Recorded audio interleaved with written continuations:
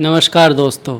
कोई आपसे कहे कि जो दही है उसमें मक्खन ढूंढ के दिखाओ, तो क्या आप निकाल पाओगे? मतलब दिखा पाओगे उसको? नहीं मिलेगा, क्योंकि वो है तो सही, वहाँ पर दिख नहीं रहा। ऐसे ही हमारे जीवन में भी होता है, इवन कुंडली में भी होता है। चीज़ें होती हैं पर वो मिल नहीं रही होती हैं। क्यों? क्योंकि हमने मंथन तो किया ही नहीं। जैसे दही को मथते हैं, प्रयास करते हैं, अपने ऊपर काम करते हैं, दही के ऊपर काम करते हैं, तो मक्खन निकलता है। बहुत सारे चार्ट्स में हम ये गलती करते हैं, सभी में नहीं, कि प्रॉमिस तो होते हैं पर हम प्रॉमिस का ही इंतज़ार करते रहते हैं और अपने ऊपर काम नहीं करते हैं, सिचुएशन पे काम नहीं करते हैं। तो कई बार जो चीज़ है उसको यूज करने के लिए भी, जो चीज़ है उसको देखने के लिए भी प्रयास तो करना ही पड़ता है। मैं हूँ आपके साथ डॉक्टर दिलीप और मिथुन राशि का राशिफल लेकर हाजिर हूँ अगस्त के माह के लिए। बहुत ही महत्वपूर्ण महीना है ये ज्योतिष की दृष्टि से, क्योंकि एक महीने में 2 ग्रहण पड़ेंगे। जब भी ग्रहण पड़ते हैं वो महत्वपूर्ण होते हैं पूरी दुनिया के लिए, देश के लिए और व्यक्ति के लिए भी। कहाँ पर पड़ेंगे? आपके केस में एक सिंह राशि में, दूसरा कुंभ राशि में पड़ने वाला है। इसमें से जो सिंह राशि में ग्रहण पड़ेगा उसको हम सूर्य ग्रहण बोलेंगे और कुंभ राशि में पड़ने वाले को चंद्र ग्रहण बोलेंगे। इस महीने इसके अलावा, मतलब एक तो ग्रहण पड़ेगा 12 तारीख को सूर्य ग्रहण सिंह राशि में, 28 तारीख को जहाँ पर राहु भी होंगे, मैं लिख दूंगा यहाँ पर अभी, वहाँ पर चंद्र ग्रहण पड़ेगा। इसके अलावा महत्वपूर्ण घटना रहेगी शुक्र का नीच का होना।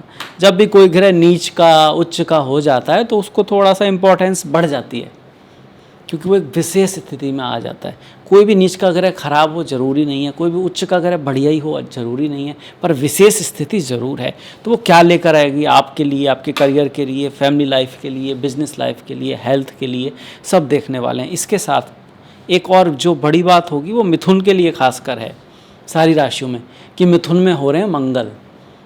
अभी जो मंगल है मिथुन में आए हैं तो मिथुन के लिए सबसे विशेष हैं। बाकी सबके लिए वो मिथुन राशि में हैं और कहीं ना कहीं पड़ेंगे, पर चूंकि मिथुन के प्रथम भाव में ही मंगल आ चुके हैं तो इसका प्रभाव हमको ज़रूर अपने कंसीडर करना है, उसको जानना है कि क्या कर सकता है, क्या इस तरह से हम इस मंगल का ख्याल रखना है, किस तरह से इसकी एनर्जी को अपनी बढ़ाई के लिए, अच्छाई के लिए, दूसरों की अच्छाई के लिए यूज कर सकते हैं। वहीं गुरु और बुध का संयोग तो अच्छा बन रहा है, शुभ बन रहा है आपके लिए। दोनों जो हैं वो द्वितीय भाव में कर्क राशि में बैठे हुए हैं, इसमें से गुरु उच्च के हैं। शनि की बात की जाए तो शनि दशम में है और इनकी लगभग आखिरी यात्रा की शुरुआत हो चुकी है। हालांकि वक्री चल रहे हैं रेवती नक्षत्र में, ये नक्षत्र भी आखिरी है और ये राशि भी आखिरी है, मीन। तो ये क्या दिखा रहा है इसको भी हम देखने वाले हैं। चलिए, इससे पहले मैं शुरुआत करूं, मैं यहाँ पर थोड़ा लिख देता हूँ कि भाई यहाँ पर केतु और यहाँ पर राहु। चलिए अब बात करते हैं रिजल्ट्स की। देखिए, मंगल की बात ही कर लें भाई, पहले भाव में है, मतलब सबसे इम्पोर्टेंट। आप जब भी चार्ट देखें, अपना कुंडली बनाएं, आप खुद ही बना सकते हैं, अपना जन्म का अपना नाम लिख सकते हैं, वहाँ समय, स्थान और डेट ऑफ बर्थ जो है वो आप लिखेंगे, आपकी कुंडली बन जाएगी। आजकल बहुत सॉफ्टवेयर हैं, उस पर आप बना सकते हैं। तो जो पहला भाव होगा ना, वो सबसे महत्वपूर्ण होता है। तो अगर आपकी मिथुन राशि है, मतलब आपका चंद्रमा मिथुन में है, तो वहाँ पे चंद्रमा बैठे होंगे, और किसी का मिथुन लग्न होगा तो ये भाव पहले स्थान पर होगा, वहाँ पे 3 नंबर लिखा होगा। तो इसमें चूँकि मंगल आ रहे हैं तो ये पहला भाव महत्वपूर्ण है। मतलब आपकी ज़िंदगी में जो सबसे महत्वपूर्ण चीज़ है वो यही है। अब अगस्त के महीने में वो मंगल बन रहे हैं, तो मंगल क्या है? एकादश भाव। एकादश क्या है? इच्छा, कुछ पाने की चाहत, पराधीनता। पराधीनता कहोगे, अरे तो इच्छा, चाहत, अवार्ड्स, ये सब पराधीनता क्यों? क्योंकि जिसकी भी चाहत है उसके हम पराधीन है ना, वो चाहत ही पराधीनता है। अगर आपको कुछ चाहिए तो कहीं ना कहीं आप उसके अधीन हैं, आप उसके अकॉर्डिंग काम करने वाले हैं, इसलिए इसको बोल देते पराधीनता। ये दोस्त, फ्रेंड, नेटवर्क सर्कल, उन सबको भी दिखाता है। तो इन सब की इम्पोर्टेंस लाइफ में बढ़ने वाली है। पर चूंकि मंगल एक मलेफिक ग्रह है, स्ट्रॉन्ग ग्रह है, युद्ध का ग्रह है, झगड़े का भी है, साथ में प्रोटेक्शन का भी है, रक्षा का भी है, अपने लिए लड़ने का भी है। तो ये सारी चीज़ें हो सकती हैं, पर आपको थोड़ा लड़ाई झगड़े वाली चीज़ को साइड में रखना है, अपनों की प्रोटेक्शन के लिए तैयार रहना है, किसी की रक्षा के लिए तैयार रहना है, पर लड़ाई झगड़े से बचना है। कहाँ पर? अपने रिश्तों में, खास करके बड़े भाई बहनों के साथ, सुपीरियर्स के साथ, इन सब में। कभी कभी खुद भी आप थोड़े आवेग में आ सकते हैं, क्योंकि मंगल रक्त का प्रतीक है, लाल रंग का प्रतीक है, और आवेग में आके कुछ बोल देना, कह देना, सामने वाले को थोड़ा बहुत डोमिनेंट कर लेना, ये सब दिखने में आता है। कभी कभी अगर चार्ट खराब है तो उस केस में मंगल जब प्रथम भाव में आते हैं तो मैरिज लाइफ में कुछ थोड़ा बहुत दिक्कत कर सकते हैं, खुद बुखार आदि ये सब आने का चांस रहता है। अच्छाई क्या हो सकती है? एकादश भाव का स्वामी प्रथम भाव में आएगा तो कोई इच्छा पूर्ति हो सकती है, लाभ हो सकता है, पैसा भी मिल सकता है। अर्निंग के हिसाब से हम इसको बुरा नहीं कहेंगे, पर चूंकि छठे भाव का है तो रिश्तों को, रोग, ऋण, शत्रु, स्वास्थ्य का हल्का सा ध्यान रखना, खटपट वगैरह। रहीमन धागा प्रेम का मत तोड़े चटकाए, जोड़े ते फिर ना जुड़े, जुड़े गांठ पड़ जाए। कुछ बोल दो किसी को आवेश में आके, फिर आप तो भूल जाओगे क्योंकि आपने तो सोच के नहीं कहा, पर उसको याद रह जाता है और रिश्ते बिगड़ जाया करते हैं। वो याद करता है करती कि उसने ऐसे कहा दिया मुझे, पर हमने उस समय ध्यान ही नहीं दिया, तो क्या करें? तो इसलिए पहले ही ध्यान दे लें, पहले ही सोच के बोलें, पहले ही मन की भावना अच्छी होंगी सभी के प्रति, जहाँ तक आपका केयरिंग होंगे तो आप बोलोगे ही नहीं, अपने आप ही वो शब्द आएंगे नहीं। तो खुद के ऊपर काम करना बहुत अच्छी रेमेडी मंगल की है। यहाँ से मंगल चौथे भाव को, सप्तम भाव को, अष्टम को देखेंगे। अष्टम मतलब गाड़ी तेज़ नहीं चलानी है, सडन चीज़ों से बचना है, अचानक होने वाली चीज़ें, फास्ट चीज़ों से थोड़ा सा संभल के रहना है। सप्तम मतलब मैरिज लाइफ में, पार्टनरशिप में, बिजनेस में, यात्रा करते वक्त, चरित्र के मामले में थोड़ा सा केयर रखना है अपना। और चौथे भाव पर जहाँ पर शुक्र भी बैठे हुए हैं तो चौथा भाव मदर का होता है, मदरलैंड का होता है, पर ये मंगल की दृष्टि कुछ मामलों में हेल्प भी करेगी। क्या? चौथे भाव घर, जमीन, इन सब का होता है। इस भाव का स्वामी जो कि बुध है, कन्या राशि है, वो धन भाव में है। तो जमीन से संबंधित, घर से संबंधित, गाड़ी से संबंधित कोई इशू में आपको फ़ायदा भी हो सकता है। उससे संबंधित आपका काम है तो उस काम में तेज़ी भी आ सकती है, उससे आप धन भी बना सकते हैं। तो देखिए, जहाँ एक मंगल कहीं ख़राब भी कर रहा है तो कहीं पे अच्छा भी कर रहा है। दोनों चीज़ें मंगल यहाँ पर कर रहा है। घर, गाड़ी, भूमि, वाहन के लिए अच्छा, पर जनता का सपोर्ट, माता का सपोर्ट, अपनों का सपोर्ट, दोस्ती, इन सब में थोड़ा आपको केयर रखने की आवश्यकता है। इसके बाद बुध और गुरु तो यहाँ पर स्वभावतः अच्छे हैं। एक तो उच्च के हैं, ऊपर से द्वितीय भाव में गुरु का गोचर, पंचम भाव में गुरु का गोचर, सप्तम भाव में, नवम भाव में और एकादश भाव में गुरु के गोचर को स्वभावतः ही अच्छा माना गया है। अगर उच्च की राशि में हो तो बहुत ही बढ़िया बात। साथ में बुध भी आ गए हैं जो आपकी ही राशि के स्वामी हैं, जो आपके चौथे भाव के भी स्वामी हैं।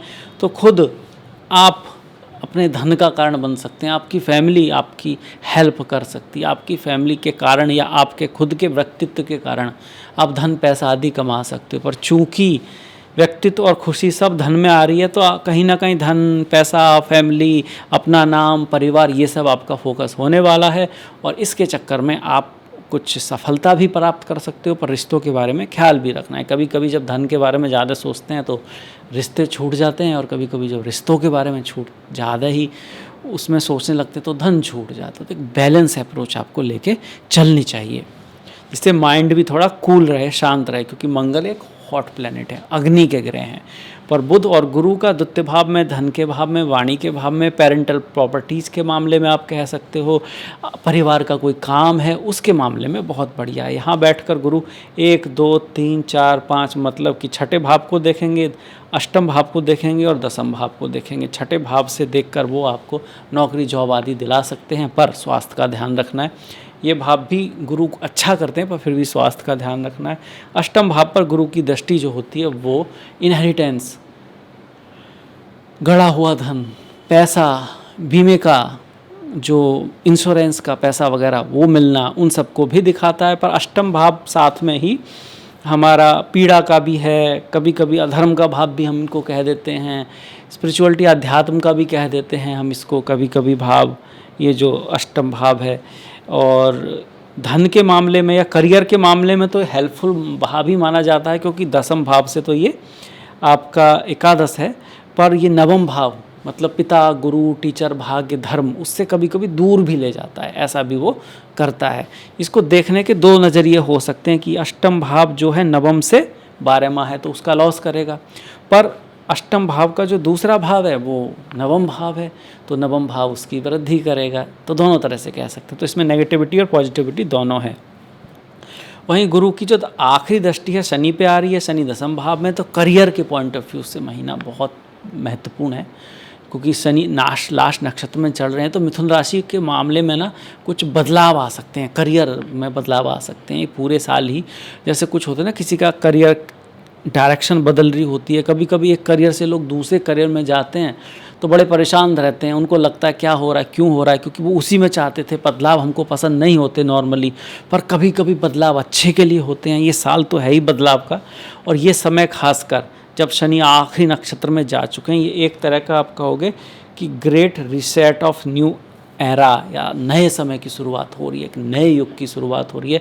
उसमें एक बड़ा स्टेप है। इस साल की शुरुआत ही जब हुई थी, जब केतु को सारे ग्रह देख रहे थे, शनि ग्रहण में आ गए थे, ये बुरा नहीं है, ये कहता है किसी बड़े परिवर्तन को। और जब बड़े परिवर्तन आते हैं तो महाभारत होता है, युद्ध होते हैं, सरकारें पलटती हैं, राज्य की शक्ति उथल पुथल हो जाती है, एक तरफ थी तो दूसरी तरफ पहुंच जाती है।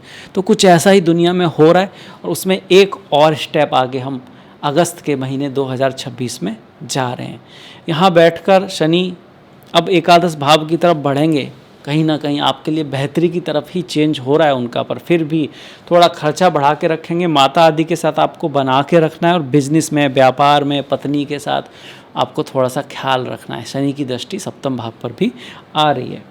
वहीं प्यार के मामले में थोड़ा सा सावधानी रखनी है। आपके बच्चे कहीं दूर जा सकते हैं। एजुकेशन के मामले में अच्छा है, पर अगर आप पढ़ाई नहीं करेंगे, एग्ज़ाम के लिए तैयारी नहीं करेंगे, खुद ही आने वाली चीज़ों को ख़राब कर सकते हैं।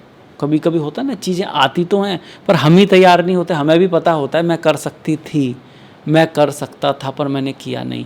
फिर हम उसको कहते हैं कि ये भाग्य था, वो जो भी था हम कह देते हैं। पर इस तरह की चीज़ें, क्योंकि शुक्र कहाँ जाके चौथे भाव में, हृदय के कारण मन नहीं लग रहा, पढ़ाई नहीं कर रहे, टाइम नहीं दे पा रहे, कहीं और फोकस लगा रखा है, तो ऐसी चीज़ों से दूर रहेंगे तो शिक्षा के लिए, ज्ञान के लिए भी बहुत बढ़िया है। दूर विदेश जाने के थोड़े से योग बनते हैं, कोई ट्रैवल यात्रा हो, इसके भी काफ़ी योग आपके चार्ट में बन रहे हैं, क्योंकि 12वें भाव का स्वामी चौथे भाव में आ रहा है और कन्या राशि में बैठा है। कन्या राशि मन का, प्रेम का, जनता के सपोर्ट का भाव है। तो आपकी फ्लेक्सिबिलिटी के कारण, आपके सौम्य नेचर के कारण, आपके सभी को सम्मान देने के कारण आपकी समाज में थोड़ी बहुत प्रतिष्ठा बढ़ेगी। पर आपको डिसिप्लिन्ड रहना है, अपने वादों को निभाना है। आपने जो अपने आप से वादे किए हैं कि इस समय को इस पे करना है, इसको उस पे करना है, उसको पूर्ण करना है, उससे भागना नहीं है, उसको छोड़ना नहीं है, जो कि कई बार आप कर देते हो। क्योंकि बहुत सारे विचार आते हैं मिथुन राशि में, और एक विचार पे चलते हैं, फिर दूसरा आने लगता है, तो कुछ समय बाद फिर वो छूट जाता है, दूसरे पे चल पड़ते हैं। तो इस चीज़ पे तो आपको थोड़ा सा काम यहाँ करना पड़ेगा, तभी अच्छे रिजल्ट आएंगे। गुरु की बात की, शनि की बात की हमने, क्योंकि शनि की दृष्टि 12वें भाव पर है, धन की राशि पर है। धन के मामले में थोड़ा ध्यान रखना है, वाणी का थोड़ा ध्यान रखना है, और विदेश यात्रा है, दूर जाने के योग बनते हैं। चौथे भाव पर घर, गाड़ी, भूमि, वाहन, बंगले के मामले में ये माहौल अच्छा है, ये योग अच्छा है आर्थिक रूप से। पर माता के साथ, फ्रेंड्स के साथ, वहाँ आपको थोड़ा ख्याल रखना है। ऐसे ही 10वीं दृष्टि शनि की सप्तम भाव पर है, बिजनेस पर, व्यापार पर। यात्रा करते वक्त पूरी प्लानिंग करके चलें, ऐसा नहीं कि आप बिना प्लानिंग के चले जाएं। बिजनेस में, व्यापार में, मीटिंग में, किसी से मिलने, तैयारी के साथ जाएंगे तो चीज़ें ठीक होंगी। अदरवाइज़ रिपीट करनी पड़ेंगी, बार बार करनी पड़ेंगी, तब जाके रिजल्ट यहाँ पर आएगा। राहु और केतु को देखो तो 2 ग्रहण जो पड़ रहे हैं उनमें से पहला ग्रहण सूर्य ग्रहण है, जो 12 तारीख को पड़ेगा। ऐसे तो केतु तृतीय भाव में शुभ माने जाते हैं, पर चूँकि सूर्य ग्रहण है तो इसके आसपास आपको गुरु से, टीचर से, और अपने एक्शन में किस तरह से आप बोल रहे हो, क्या कम्युनिकेट कर रहे हो, पड़ोसियों आदियों से थोड़ा सा अच्छा व्यवहार रखने की कोशिश करनी है। डिप्लोमेसी से काम लेना है, एक्स्ट्रा इमोशन में कोई निर्णय नहीं लेना। इसी तरह से 28 तारीख के आसपास पिता, टीचर्स, गुरु, अगर कोई लंबी यात्रा आप कर रहे हो तो आपको थोड़ा संभल के चलना है। कोई बहुत बड़े निर्णय यहाँ पर नहीं लेने हैं, क्योंकि 28 तारीख को फिर आपका चंद्र ग्रहण पड़ेगा। चंद्र आपका माता को भी दिखाता है, मधुरता को भी दिखाता है, इमोशंस को भी दिखाता है। चंद्रमा मन सो जाता, तो अपने इमोशंस को थोड़ा सा टेक केयर रखना है आपको 28 तारीख के आसपास। ऐसा हो सकता है कि आपका ना मन थोड़ा सा किसी चीज़ के प्रति ज़्यादा ही उत्सुक हो जाए या नीरस हो जाए, इस तरह की चीज़ें होने की संभावना 28 के आसपास है। और ओवर कॉन्फिडेंस हो जाओ आप, जहाँ कहना है नहीं कहो, या थोड़ा आपको ईगो को ठेस लग जाए, कुछ ऐसी चीज़ें कही या सुनी जा सकती हैं, आपके द्वारा हो सकती हैं। कब? 12 तारीख के आसपास, जो कि सूर्य ग्रहण आपका पड़ने वाला है।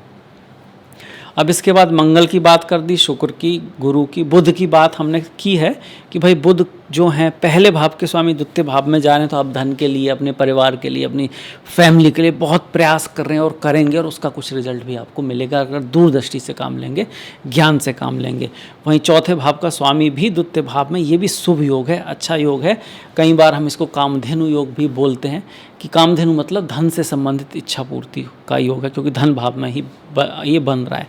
इसमें आपको अपनी वाणी का बड़ा ख्याल रखना है, अपने परिवार में एक बैलेंस रखना है। परिवार आपका मेन एसेट यहाँ पे बन सकता है। फीमेल्स के मामले में थोड़ा सा संभल के चलें, किसी भी स्त्री के साथ लड़ाई झगड़ा ना करें। कोई बात है तो उसको डिप्लोमेसी से जो है सॉल्व करने की कोशिश करें, क्योंकि शुक्र नीच के चल रहे हैं, तो रिश्तों में भी हल्का सा ख्याल रखना चाहिए। शादी विवाह व्यापार आदि में परिवर्तन तो आएंगे, चेंजेस तो आएंगे, पर अच्छे होंगे, बढ़िया होंगे। प्रॉब्लम से भागेंगे तो प्रॉब्लम हमारे पीछे भागेगी, और अगर हम प्रॉब्लम के पीछे जाएंगे, हम उसको सॉल्व करने की कोशिश करेंगे, तो प्रॉब्लम आगे भागेगी। तो बेहतर है कि आप प्रॉब्लम के पीछे भागो, प्रॉब्लम से पीछे नहीं।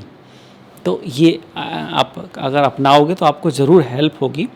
अब बात कर लेते हैं थोड़ा सा त्योहारों की। त्यौहार की बात करें तो रक्षाबंधन है 15 तारीख, 28 तारीख को, और 28 तारीख को ही हमारा चंद्र ग्रहण भी है। ओणम है हमारा, 31 की कजरारी तीज है, 28 की श्रावण पूर्णिमा है।